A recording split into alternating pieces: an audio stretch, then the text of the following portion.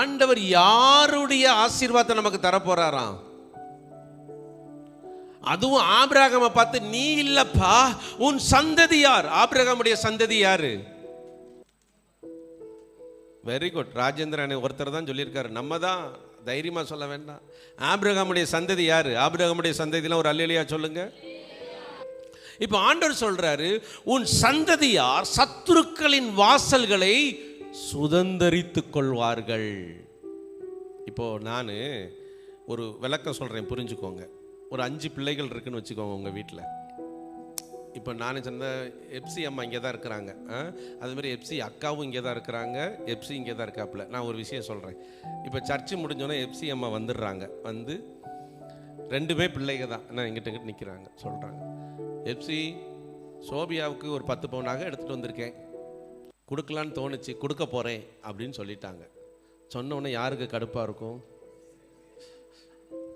சம்மந்தமே இல்லை. எப்சி அக்காவுக்கும் சோபி அக்காவுக்கும் ஒரு பிரச்சனையும் கிடையாது. இவங்க 2 பேரும் ரொம்ப க்ளோஸு தான்.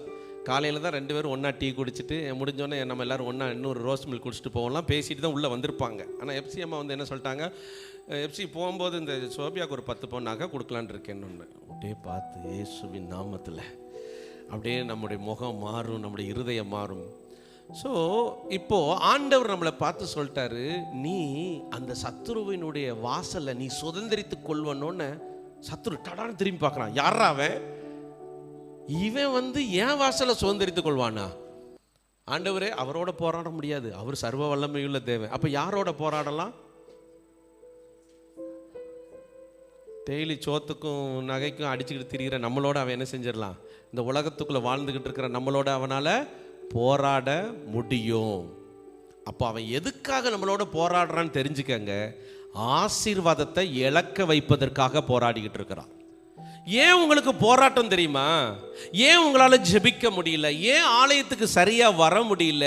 ஏன் உங்களால் நல்ல ஆண்டவரோட தொடர்பு வைக்க முடியலன்னா, இதெல்லாம் செஞ்சிட்டா நீங்கள் ஆசீர்வதிக்கப்பட்டுருவீங்கன்னு அவனுக்கு தெரியும்.